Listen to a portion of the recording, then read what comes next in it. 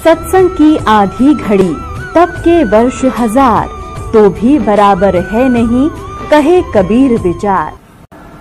तो यहाँ आपसे प्रार्थना की जाती है, जब तक सत्संग चले आप सब चिंताएं और इधर उधर की गल्ला बातें छोड़ के ध्यान से सत्संग सुनो। चाहे कोई रोगी है, चाहे कोई संकट है किसी प्रकार का, आप एकाग्रचित्त होकर सत्संग सुनोगे तो राहत मिलेगी। तो ये वाणी जो आपको दी जा रही है, ये सारे विश्व में फैलेगी और सब पर प्रभाव डलेगा। चाहे कोई ना सुन रहा है, ना समझना चाहता है, घर में चला है और सदस्य नाम नहीं ले रखा, कुछ दिनों में देख लेना वह भी नाम लेंगे, क्योंकि उनके वो विष उतर जाएगा, जो पाप कर्मों का उनका धीरे धीरे कम होगा और वो फिर उनमें एकदम प्रेरणा बनेगी। अब जैसे खेत में हमने देखा ये ट्रैक्टर वाले ऊंचे शोर में ऐसी बेहुदी भजन गाने रागनी वो गाते हैं, ट्रैक्टर चलाते हैं, और वहाँ पर भगवान के भक्त अपना कान में लीड ला के और कोई मंत्र सुन रहा होगा या कोई शब्द सुनेगा, ट्रैक्टर चलाते चलाते नित्यनेम कर रहा होगा और सुन रहा होगा, मजदूरी करते करते भी आप ये कर रहे होगे। और ऐसे भक्त का बोया हुआ बीज भी जो भी आम समाज खावेगा उसको भी प्रभाव डालेगा। एक समय की बात है कि एक दो भक्त, दो संत बने हुए थे, उन्हें चेले बना रखे थे। थोड़ा बहुत अध्यात्म ज्ञान इनको होता है तभी तो ये थोड़े बहुत आम समाज के अंदर पूजे हो जाते हैं। तो वो भक्त दो संत थे, एक संत कहने लगा चल मेरे शिष्य हैं वहां चलते हैं, वो दूसरा भी साथ चला गया। तो जिसके वो जाकर रुके उस बहन ने नाम ले रखा था, दीक्षा ले रखी थी। उसके घर उसकी बहन आई हुई थी, उस बहन की बहन, और उसकी बहन की लड़की विधवा हो गई थी और वो बहन बड़ी टेंशन में थी। तो जो उपदेश प्राप्त थी उस बहन ने अपनी उस बहन को जो अनुपदेशी थी उससे कहा कि बहन रोटी बनवा दे, मेरी मदद कर दे, खाना बनवा दे, साधु संत आ रहे हैं।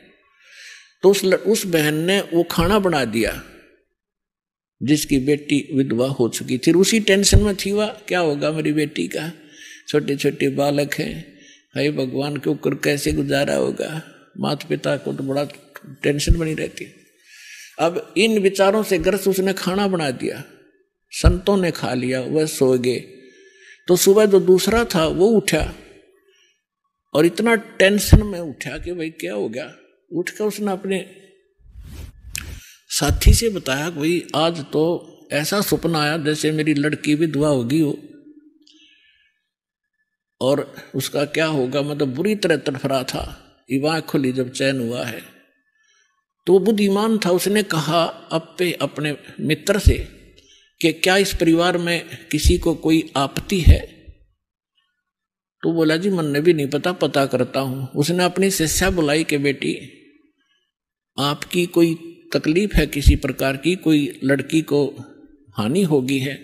तो वो कहने लगी जी मुझे तो कुछ है नहीं, आपकी कृपा से मेरी बहन आई हुई है और उसकी लड़की मर गई, उसकी लड़की भी दुआ होगी, अभी 10 से 15-20 दिन हुए हैं और वो आई थी। तो उस संत ने पूछा क्या खाना किसने बनाया महाराज, कि उसी ने बनाया था। अपने आत्मा उस बहन के द्वारा बनाया गए भोजन में भी विचार प्रवेश हो गए और उस संत के ने खाया उस पर भी प्रभाव डाला उसने। तो इसी प्रकार अब ये अच्छे वचन, अच्छे ज्ञान, अच्छी वाणी जो भी जैसे कोई कहीं भी इस क्रिया कर रहा है तो उसी के अंदर प्रवेश करेगी। जैसे कोई सेठ है बैठे बैठे मंत्र कर रहा है और काम क्या वहाँ पर वाणी ला ले अपने भगवान की, दुकानदार है या कोई किस मजदूर है और कहीं भी जो कार्य करता है अपना, तो वहाँ क्या होगा कि उस सामान के ऊपर भी इसका प्रभाव पड़ेगा, जो और खरीद के ले जाएंगे उनको भी असर होगा।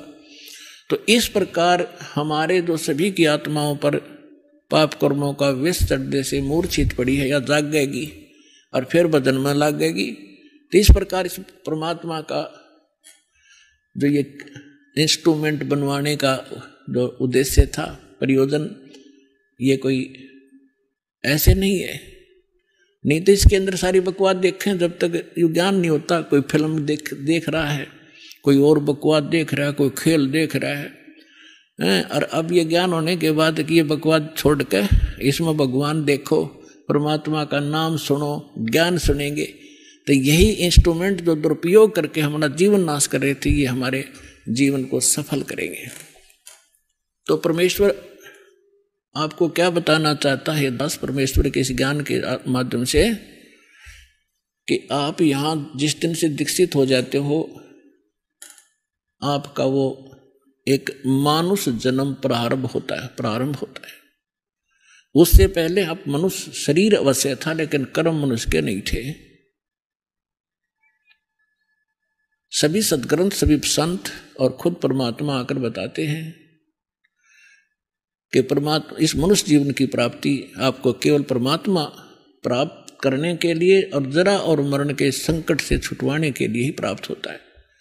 आपको ज्ञान संपूर्ण होता नहीं, और संसारिक लोगों से जो ट्रेनिंग आपको मिलती है उसमें दृढ़ हो ही जाते हो।